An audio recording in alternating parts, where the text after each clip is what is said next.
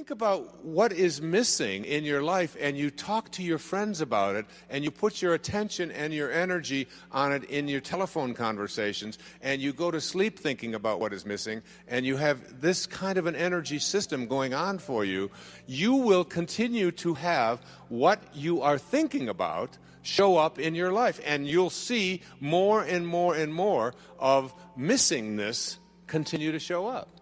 You can't think about and put your energy on what is missing unless you want it to keep being that way in your life. So that's the first thing you want to shift. That's the first obstacle to reaching this state of what I call intention.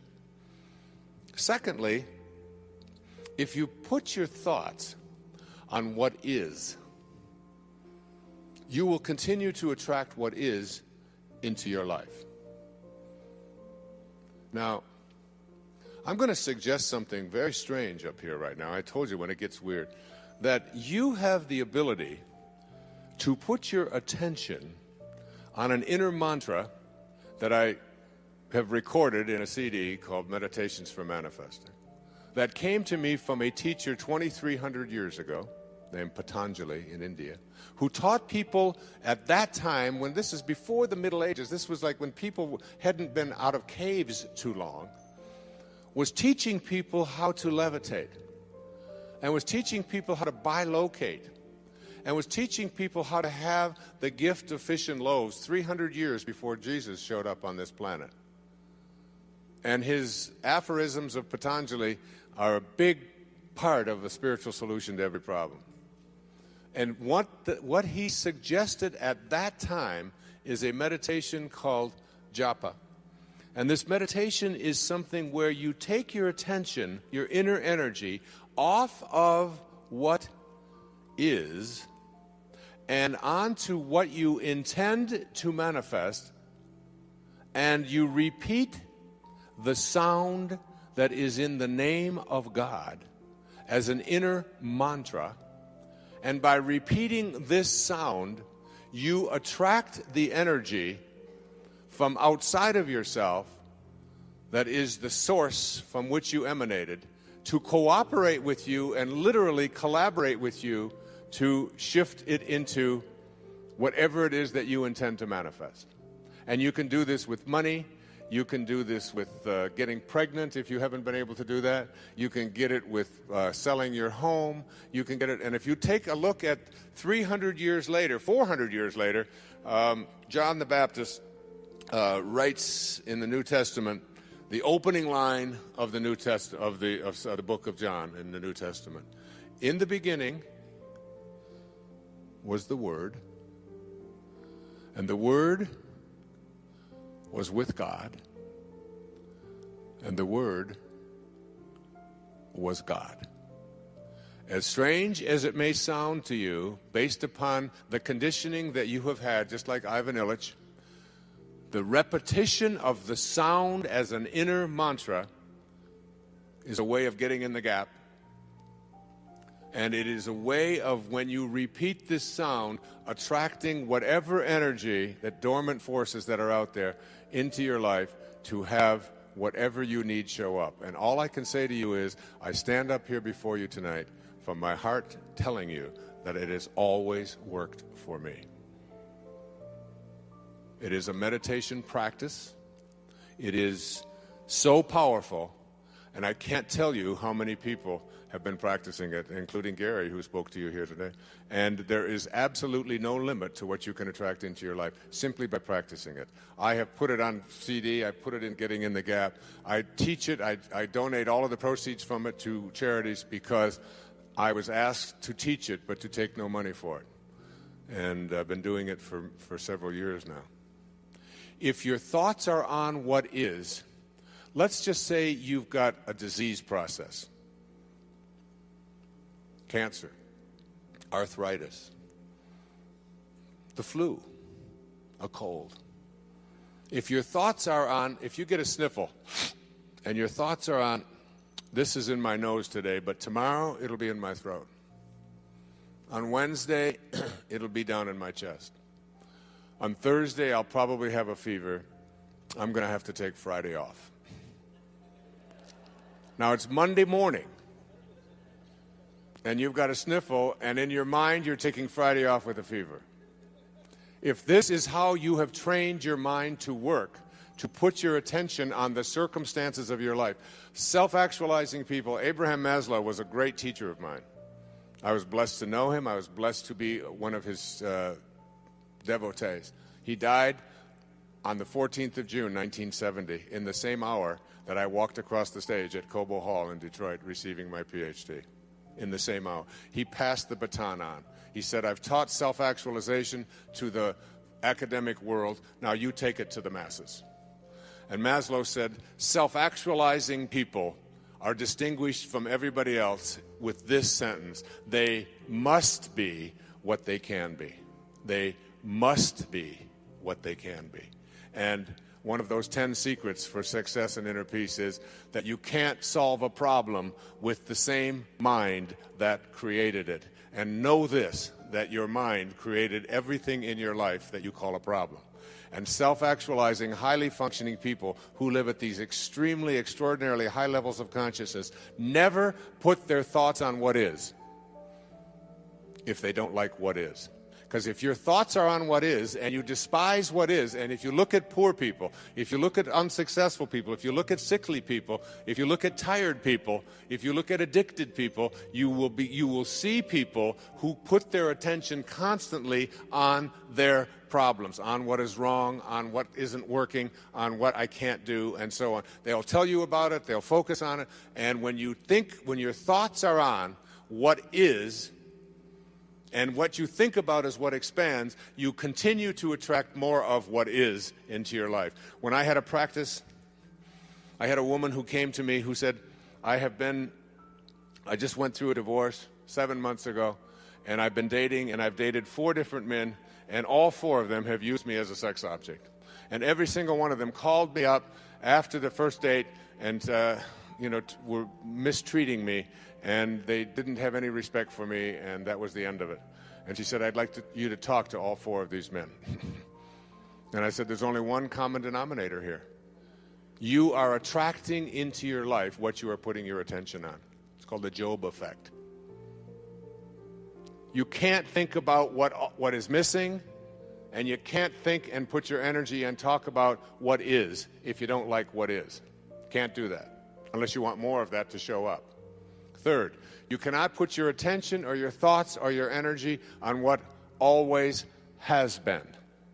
If you put your thoughts or your energy on what always has been is what will continue to show up into your life. What always has been is the wake of a boat. Your life is a boat. It's heading up the river in that direction. And it's heading there at 40 knots. And you're standing on the stern, and you're looking down at the water, and as the boat goes in this direction, here you are looking down into the water, and what do you see? You see the wake. And what is the wake? The wake is the trail that is left behind. That's what the wake of your life is. That's what the wake of the boat is. And if you ask yourself the question, what's driving the boat? What's making this thing head in this direction? The answer is the present moment energy that is being generated by the engine, and nothing more is what's making the boat go in this direction.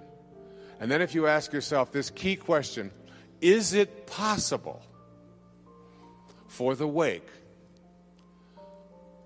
to drive the boat?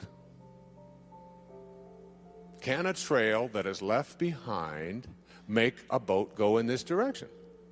What's the answer? Impossible. Isn't it? And so too is it impossible for the wake of your life, the trail that you've left behind, to be the reason why your life is going in this direction. It is not because of anything that has happened back here. That's an illusion that we live under.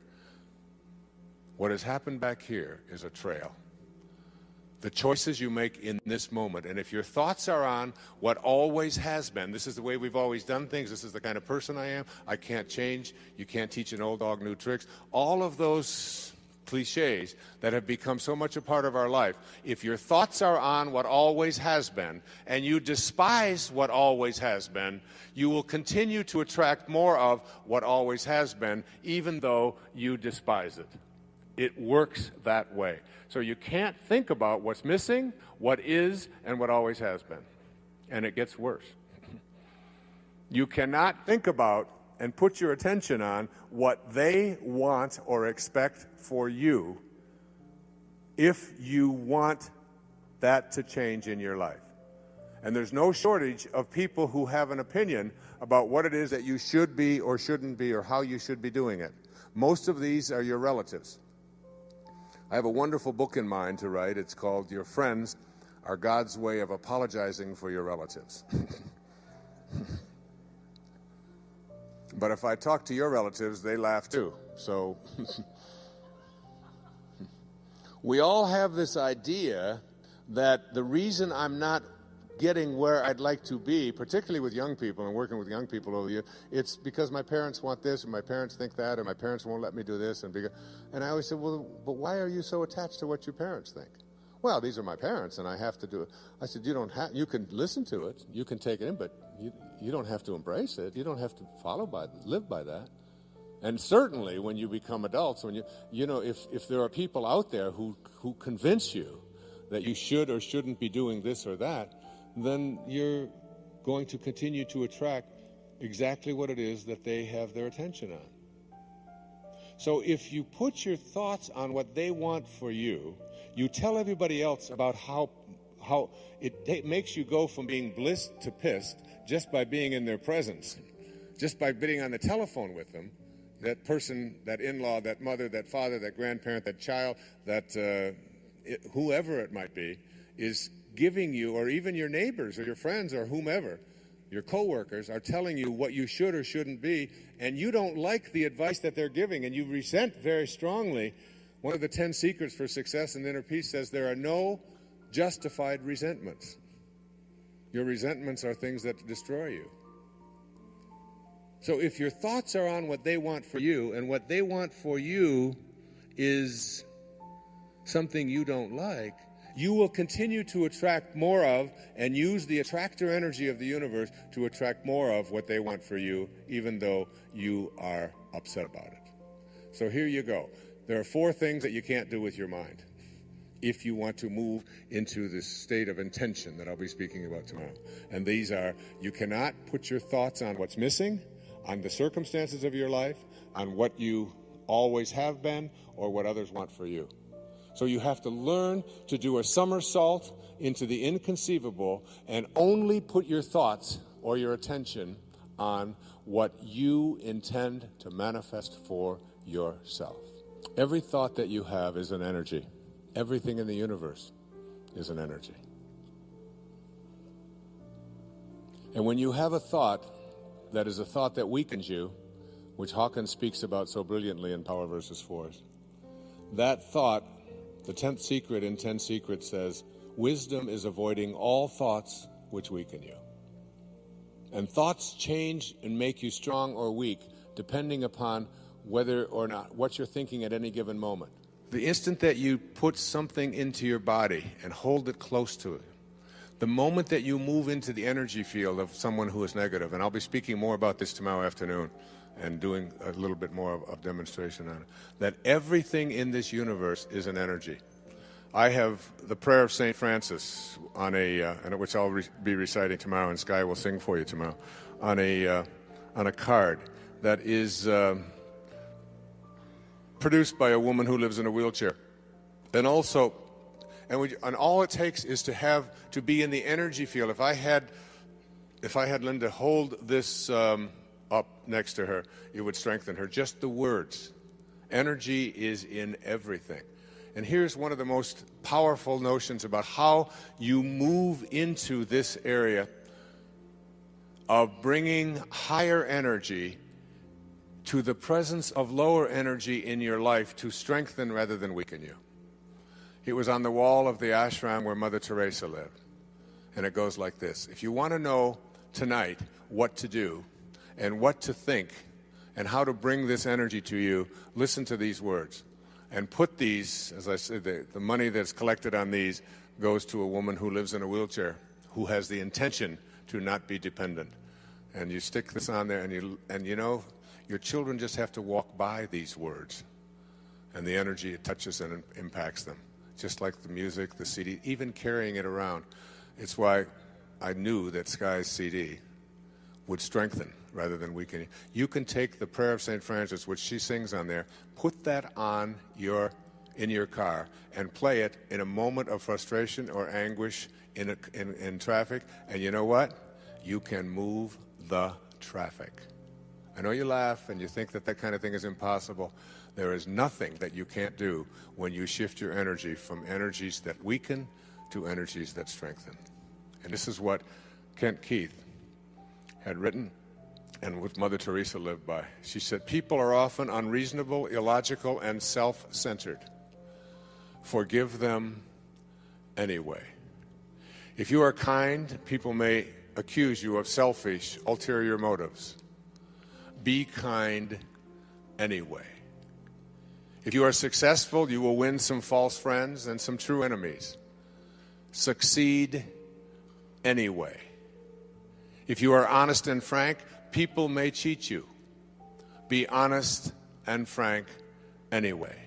What you spend years building, someone may destroy overnight. That's particularly relevant in America, isn't it? Build anyway. If you find serenity and happiness, they may be jealous. Be happy anyway. The good you do today, people will often forget tomorrow. Do good anyway. Give the world the best you have, and it may never be enough. Give the world the best you have anyway.